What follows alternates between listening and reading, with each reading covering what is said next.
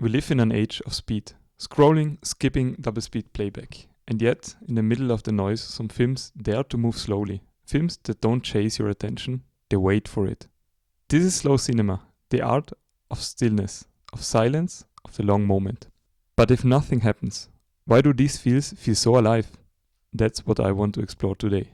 In most movies, time is something to manage. Cut, compress, control. In slow cinema, time is something to feel.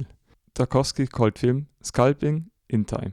He meant that cinema's raw material isn't the image or even the story, it's time itself. Watch the 7-minute take of The Stalker as they ride in a trolley into the zone.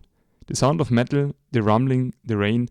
We're not waiting for something to happen. We're inside the happening. The shot doesn't pass time, it creates it.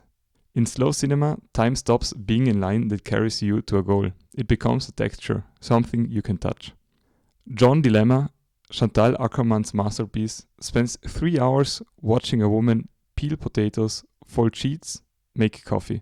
Nothing dramatic occurs until it suddenly does, and it hits like an earthquake precisely because we lived with her routine. Akerman reclaims the invisible, the everyday work that cinema usually edits away. She reminds us that a sink full of dishes is as cinematic as a car chase, if you watch it long enough. Slow cinema doesn't add meaning, it reveals it, hiding in plain sight. When you slow down, you notice how every other image demands your speed. Slow films often feel radical, because they refuse productivity. Béla Tarr's Tango lasts 7.5 hours, not to torture you, but to force you into another rhythm, one that feels close to weather than to plot. Tarr once said, "I just show what's already there." That humility, the simply witness, is political. In a culture built on acceleration, stillness becomes rebellion. These films whisper, you cannot rush perception. Tarkovsky and Akerman, they both rely on something holy. In Nostalgia, a man walks across the empty pool carrying a candle. The shot lasts 9 minutes. He stumbles, restarts, stumbles again. By the end, we are no longer watching a man, we are praying with him. That's the secret of slow cinema. It transforms watching into meditation. The repetition, the silence, the slowness. They dissolve the distance between us and the screen. You begin to see light, sound, motion itself as scared gestures. It's easy to call these films cold or boring, but that's because they don't perform emotion. They accumulate. Think of Wong Kar-wai's In the Mood of Love. The characters barely speak. Their feelings live in glance, fabric and slow swing of a doorway. Every pause is loaded with what isn't said. Slow cinema trains you to feel through observation rather than reaction. The longer you look, the more your own emotion starts to echo inside the frame. The screen becomes a mirror. To love slow cinema, you don't need a film degree. You just need patience. Not passive patience, but active attention.